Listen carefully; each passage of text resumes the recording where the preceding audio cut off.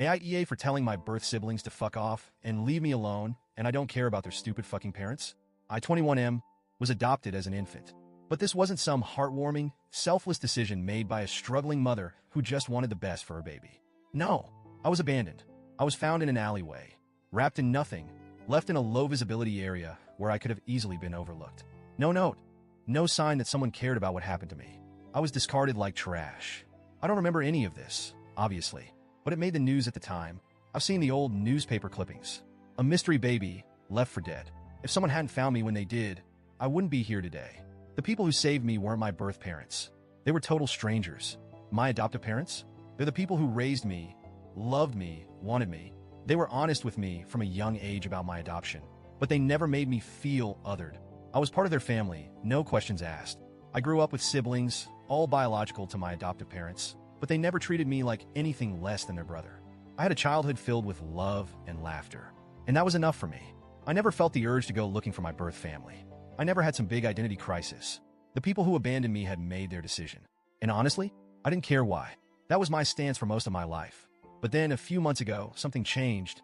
I got engaged, my fiancé, and I started talking about our future, about kids. And for the first time, I had to confront the one real problem with not knowing anything about my birth family, medical history. What if I had some genetic disorder I didn't know about? What if there was something lurking in my DNA that could affect my future children? That was the only reason I decided to do a 23andMe test. I didn't want a reunion. I just wanted information. But like an absolute idiot, I didn't realize I had accidentally left the option open for biological relatives to find me. And that's how I learned I wasn't an only child. I got a message from two people, birth siblings. They were older than me.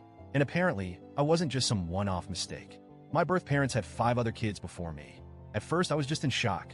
I had always assumed my birth parents were young, desperate, and alone when they abandoned me. But no, they had an entire family. They had raised my siblings. And yet, for whatever reason, I was the one they tossed away. I felt numb, confused, angry. But my birth siblings didn't come at me with hostility. They acted excited. They told me they had been looking for me, that they had always known about me, that their parents had regretted giving me up. That last part, that made me pause. Because let's be real, they didn't give me up. They dumped me in an alley like a piece of garbage. Still, I decided to be civil. I told them straight up that I didn't have an interest in reconnecting with my birth parents, but if they had any medical history to share, I'd appreciate it. They didn't answer my question. Instead, they kept pushing to tell me my birth parents' real story. I shut it down. I told them, flat out, that I didn't care why my birth parents abandoned me. I wasn't interested in reconnecting. I just wanted medical information. That's when things shifted. At first, they just seemed disappointed. But then the messages started changing. They started guilt-tripping me. You don't understand. Our parents regretted it so much. They wanted to come forward, but they were too scared of getting in trouble. They cried for you. You were never forgotten. You owe it to them to at least hear them out. That last one, that's when I started getting pissed. I didn't owe them or their parents anything. If my birth parents had really regretted what they did, they would have come forward regardless of the consequences. They would have fought to get me back. Instead, they let me grow up thinking I was unwanted and discarded. And now, when I have a life without them, when I've moved on, they suddenly want a second chance? No, absolutely not. I blocked my birth siblings. I thought that was the end of it. But then, they found me on social media. I started getting messages from different accounts. They kept insisting we were family, that I was the missing baby, that their mom cried for me every night, that I was being cruel for shutting them out. They said I was being unfair, that it wasn't my mom's fault, that she was young and overwhelmed, that she and my father had just panicked. But you know what? They weren't too young to raise my 5 older siblings. They weren't too overwhelmed to keep them. So what was different about me? Was I an accident? Were they just sick of having kids? Was I just too much? I didn't care about their excuses. I was done. I ignored them. I blocked them again.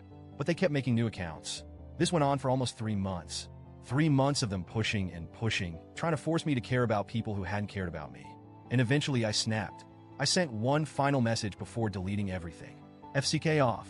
Leave me alone. I don't care about you or your stupid f***ing parents. And that was apparently too far. They lost their minds. They told me I was cruel, that their parents didn't deserve that kind of hate, that I was being heartless. They kept coming at me, but I didn't even read the rest. I deleted my account entirely. And now, I don't know.